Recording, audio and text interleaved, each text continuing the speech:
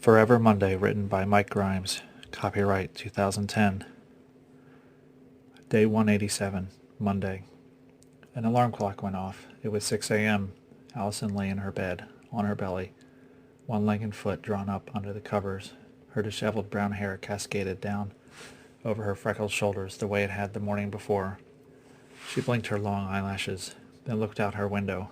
Across the way, pigeons flapped their wings as they flew away from the sills and roofs. Allison suddenly heard an alarm and turned it off after a slight bit of effort. She wondered what the pillowcase beneath her head smelled like. Flowers? What type? Not figuring that out bothered her momentarily. She'd also had a dream. But about what? About who? A fluffy black and white cat suddenly leaped up onto her bed. It surprised Allison and made her jump. "Wow," she said, catching her voice. "Hi." She petted the cat, and he nuzzled her hand affectionately as he purred. "Where'd you come from, You got a name?" He touched his cold, wet nose to her lips and laid down on her breast. "You certainly are a big boy, aren't you?" "How on earth did a cat get in my apartment? Is he a stray?" "Maybe I'll keep him. He seems to like me." The cat yawned. Allison stretched her arms and legs. She got out of bed and looked herself over in the full-length mirror nearby. She truly did not recognize the woman she saw. She was a brunette, pretty, thick-bodied, but with a small, noticeable scar on the side of her forehead. Oh well, nobody's perfect. The cat on her bed licked his huge paws. Allison stared at her body. She was voluptuous, yes, but she liked the way she looked. The way her hair lit on fire in the sunlight, her pale freckled skin, her small waist and round hips, her decent-sized chest, a nice plump rear end.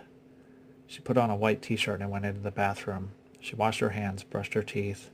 The water reminded her of something. But what? The answer eluded her for the time being. She pulled her hair up into a moppy ponytail and inspected a face that was not familiar to her. Round, with full lips, brown eyes, freckles. Pretty, but that scar, where did I get it? Allison went to the kitchen and fed the cat from a big bag he was sniffing on the counter, and water from the faucet. She saw a small blue pill bottle there. A bottle of water was next to it. The pill bottle had one tiny pill inside it. "Take in the morning," the label said. She swallowed the bitter pill, washing it down with some water from the bottle. She drank more, but saved the rest. She saw a little note stuck to the counter. Apparently she had a doctor's appointment later. After putting on light blue jogging shorts, socks, and sneakers, Allison gathered her belongings and headed out. While in the hall, she saw a door marked restricted access. Has that always been there? She pushed the thought from her mind. You're paranoid, girl. During her jog around the city, Allison tried to remember her dream, what it was about, who was in it. Not recalling it frustrated her immensely, but she ran on. When she paused by the pond, an attractive man with brown hair waved to her. He had a big dog with him, a husky, black and white with blue eyes. It had an elongated snout and slender legs. Is it part wolf? How would I know that? Allison smiled shyly and waved back to him. He smiled. His dog barked in her direction. The man's eyes reflected the early morning sunlight. His hair was slightly sweaty. Does he jog too? Allison turned to refill her empty water bottle, then gave him a quick wave and jogged away. She smelled something delicious but peculiar as she passed the coffee shop near her apartment building. She did not recognize the incredibly pleasant aroma, but it was divine. She looked at the store's sign for a moment, then went inside. She removed her sunglasses, propping them up on top of her head, and wiped her bangs from her forehead. The young man behind the counter was staring at her, but she pretended not to notice. "Hi," she said. "Hello," he said, smiling. He cleared his throat and blushed for some reason. Allison wondered if she was his type. He was kind of cute. "Can I help you?" he asked. "Yes. What is that exquisite aroma?"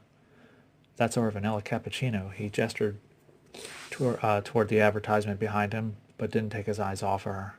"It's brewing as we speak." "Vanilla? Wow, it smells incredible." She studied the sign behind him. "I'll have..." Allison clicked her tongue. A medium.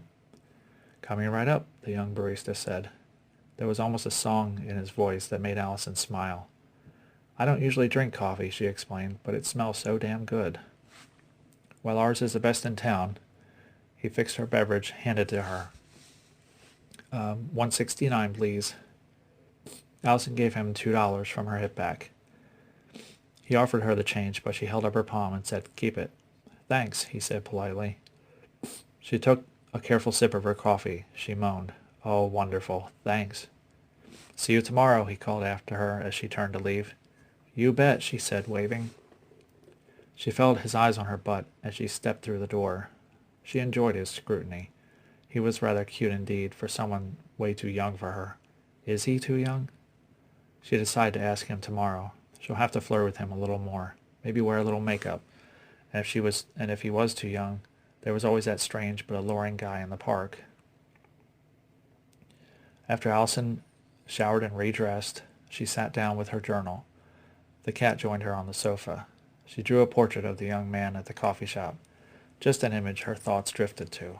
When she was done, and quite impressed with her ability, she decided to go out and buy a scrapbook to put the portrait in. Maybe a sketchbook, too, for future endeavors. She went to the desk in her dining room and slipped the journal in the bottom drawer, not even noticing that the drawer was empty when she opened it. Day 188, Monday. What does he look like? Dr. Stone asked Allison calmly. The man in your dream. Allison thought for a minute, fighting everything for the answers she needed. I can't remember, she finally said, feeling frustrated and defeated. I think he might be the man from the park. I saw him when I jogged this morning. He had a dog with him. Is there a dog in your dream? I don't think so. I really couldn't tell you. I never saw the man before this morning. How can I dream about a man I've never seen before? She got up and walked over to the huge window, staring over the city.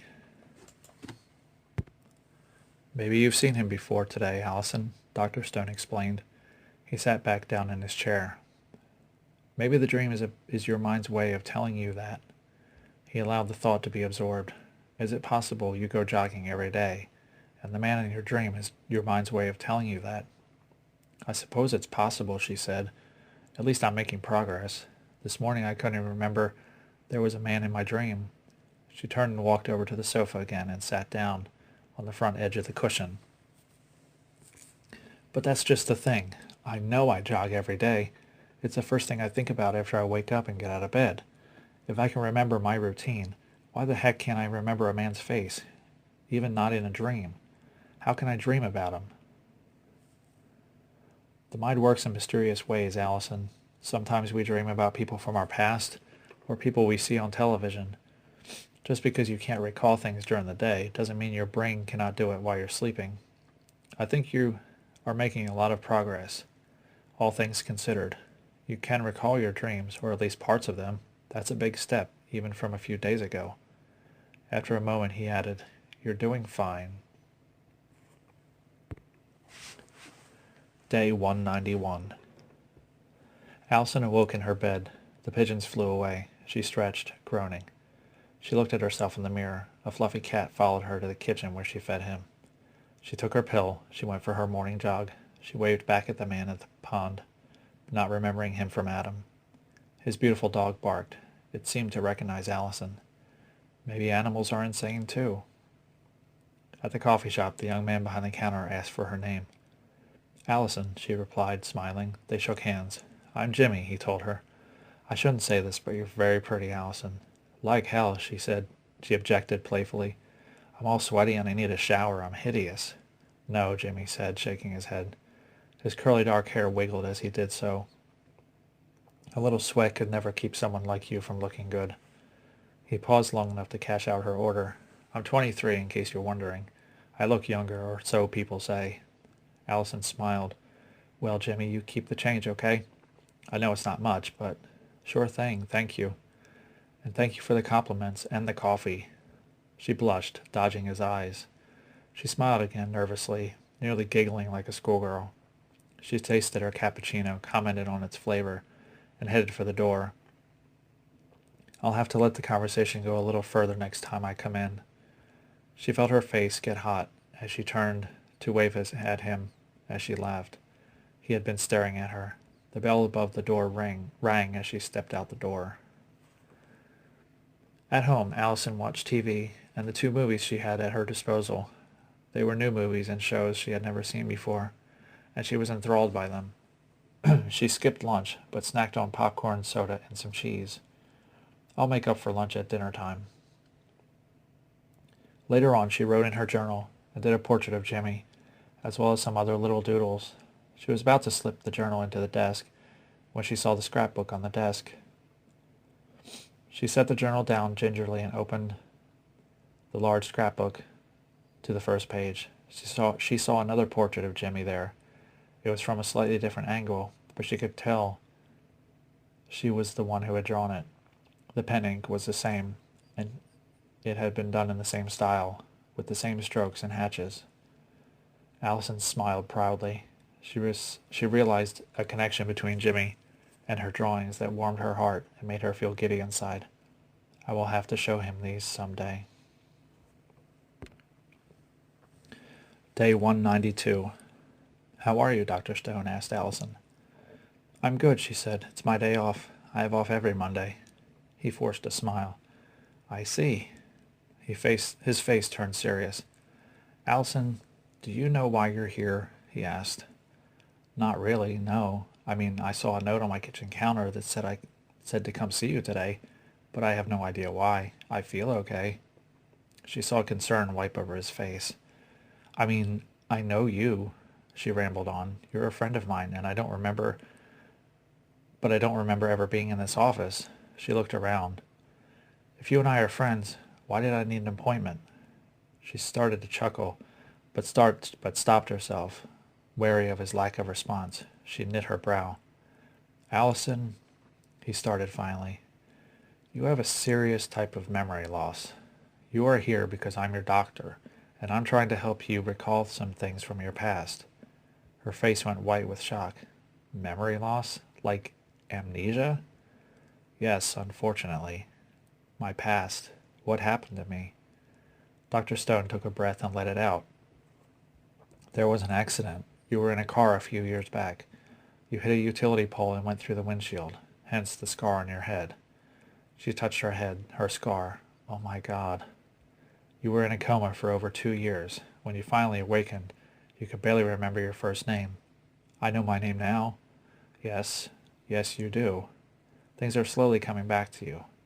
How serious is it, my amnesia? You have trouble recalling things, almost anything, after 24 hours have passed. Usually when you sleep, your mind erases every memory from the day before. Day 193. Allison noticed the delicious aroma coming from the coffee shop as she passed it. She went inside. The young man behind the counter looked up as she made her way towards him, removing her sunglasses. Hello, Allison, he said cheerfully. Allison looked all around, curiously. Are you psychic? She said, fishing for a name. It only seemed fair. Jimmy. And no, I'm not psychic. He smiled at her. He had nice teeth, and he was rather cute for a younger guy. You told me your name yesterday. I did? Yeah. Are you sure it was me? T-shirt, blue shorts, gorgeous brown hair. Allison blushed, smiling bashfully. You gave me your change as a tip, he explained. You do it every day, actually. Give me your change, I mean. She looked at him skeptically. I do? She looked all around, confused. But I've never been in... Her voice trailed off as she glanced towards the door. She was beginning to feel uncomfortable. She needed to get out of there. You know what? I've changed my mind. It's a little warm for coffee. And with that, she was gone, the tiny bell tinkling as she opened the door to leave. Part 8. Copyright 2010. That afternoon, Allison decided to go for a walk before shopping for dinner. She passed by a store with loud music and lyrics playing inside. She peered through the window like a child at a toy store. She immediately decided to go inside. Hello, the girl at the counter near the register said as Allison passed by. She was pale-faced, most likely because of the shade of foundation she was wearing. She had short, moppish black hair, wore blackish red lipstick, and dark eye makeup. She completed her style with black clothing, a lot of which was fishnet material. Allison smiled at her as she smiled back. Why do I think she's attractive? There were posters and stickers and magazine advertisements all over the walls and display cases of the store, which obviously sold music. The CD racks were all made of thick wood painted white. Allison felt strangely right at home. Judging by the black t-shirt and low-rise bell-bottom jeans she was wearing, she seemed to fit right in. Everyone in the store was wearing either denim or black. She looked around, remembering that she had a CD player at home. Allison moseyed slowly down an aisle, hips swaying as she walked, comfortable with her surroundings. She spotted a younger, possibly college-age guy with black and red spiked hair walking toward her, and time seemed to slow down all of a sudden. She glanced downward briefly, shyly, nervously brushing some hair from her cheek. When she looked up again, the young man was staring at her. His gaze moved down her plump body, then returned to her eyes, and she smiled. Allison smiled back at him, blushing. She felt a wave of butterflies swoop through her belly. They sent a delightful tingle and shiver down her legs and back up again. "Hi," she said boldly. His pierced lip smile broadened. When he passed by her, she turned her head and caught him checking out her wide rear end as she sauntered away.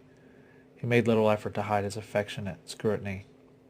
He simply continued smiling and shook his head in total wonderment. Allison smiled and giggled to herself. Her shiny hoop earrings swayed beneath her pigtails.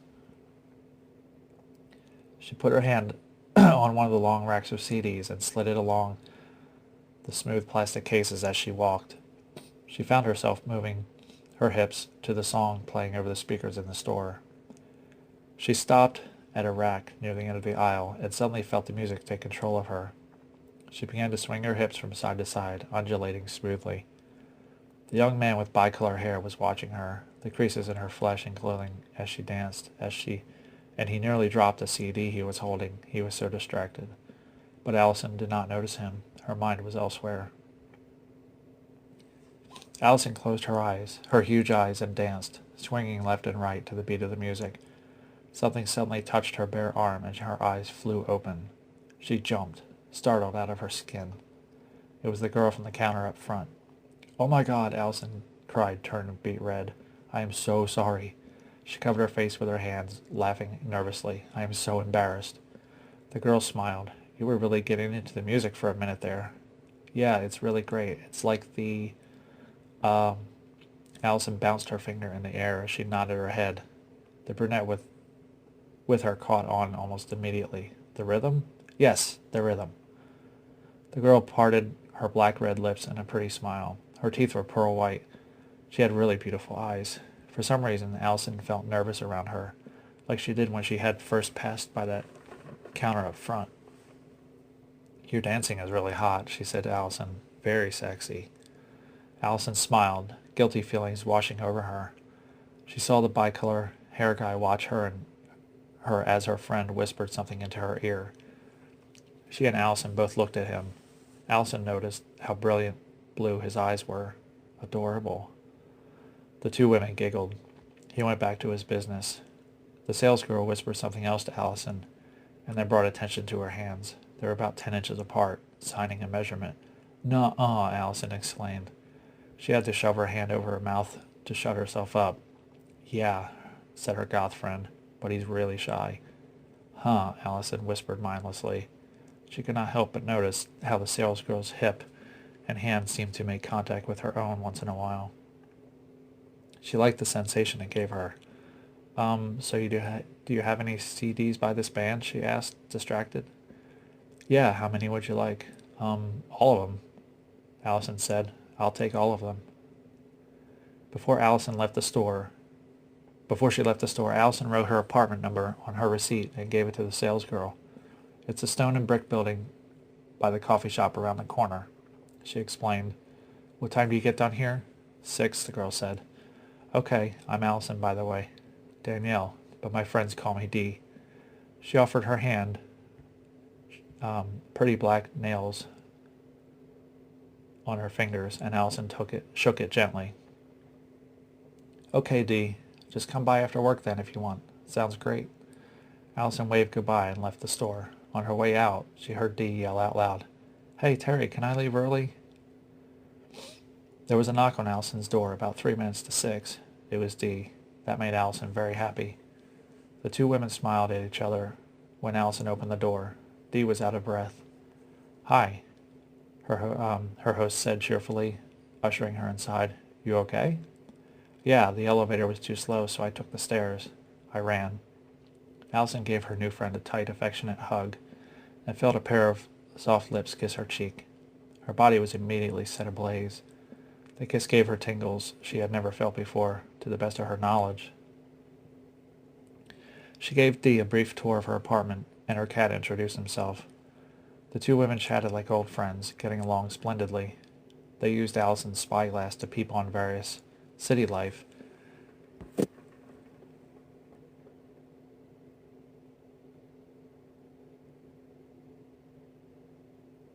They had a few drinks and talked on Allison's plush sofa for a while. When the conversation lulled, their fingers intertwined tenderly.